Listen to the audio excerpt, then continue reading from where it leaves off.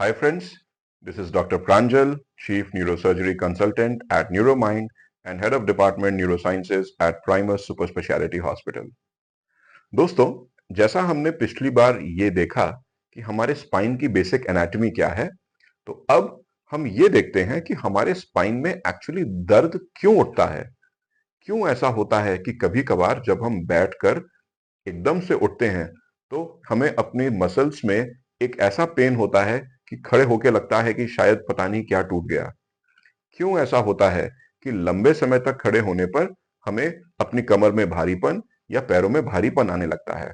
तो इसको जानने के लिए let us go back to a spine model.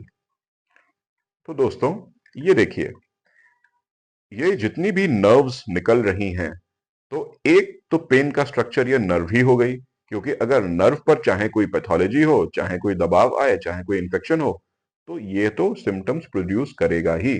वो सारी जो शिकायतें हैं वो दर्द की भी हो सकती हैं।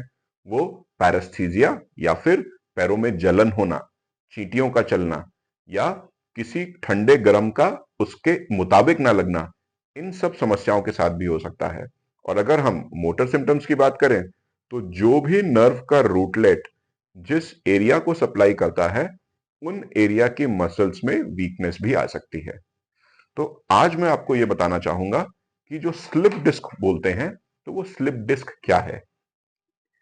अगर आपको दोस्तों ठीक से दिखाई दे रहा होगा, तो दो बोन्स के बीच में ये हमारा जो व्हाइट व्हाइट सॉफ्ट स्ट्रक्चर है, इसी को हम बोलते हैं डिस्क।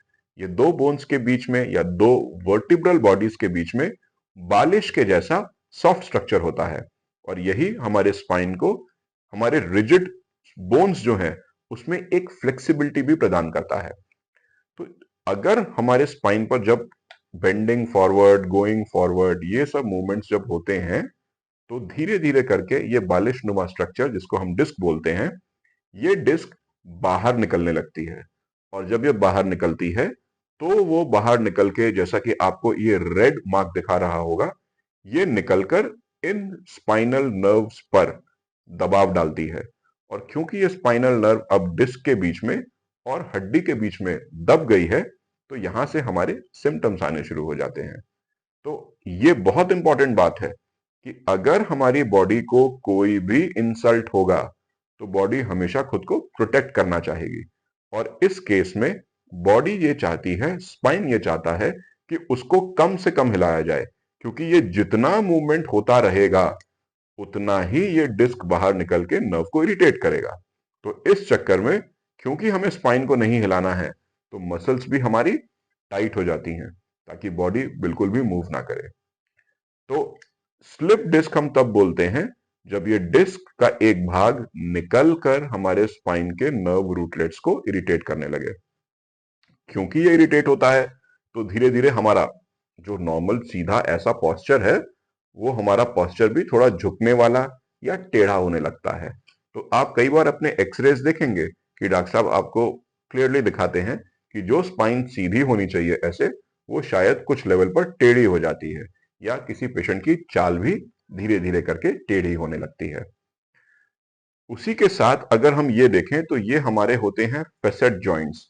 इन दो फेसेट जॉइंट के बीच में ही वो होल या वो छेद बना होता है, जिससे नर्व रूटलेट्स निकलते हैं।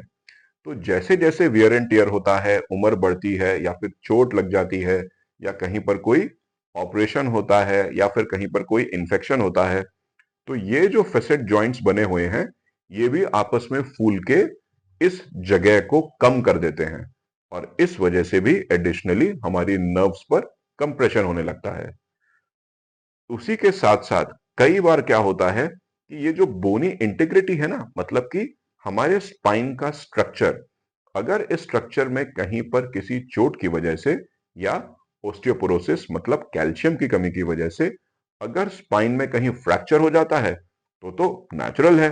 स्पाइन का फ्रैक्चर अगर कहीं हुआ, तो जैसे किसी भी हड्डी के फ्रैक्चर में दर्द होता है, तो वो भी दर्द को पैदा करेगा। ऐसे ही अंदर जो हमारे ये नर्व्स हैं, इनकी जो एक सतह होती है, जो उसको ड्यूरामेटर बोलते हैं, उसके भी खिंचने से कभी कभार एक भारीपन या दर्द उत्पन्न हो सकता है। तो जब हम इन चीजों को समझ चुके हैं कि वो मेन स्ट्रक्चर्स कौन से हैं जिसकी वजह से हमारे स्पाइन में दर्द उठ सकता है, तो अब शायद हम इस बात के लिए रेडी हैं कि हम कौन सी सर्जरीज या कौन सी एक्सरसाइजेस करें कि हमारा स्पाइन हेल्दी रहे। इसके बारे में हम अगले वीडियो में बात करेंगे। Thank you.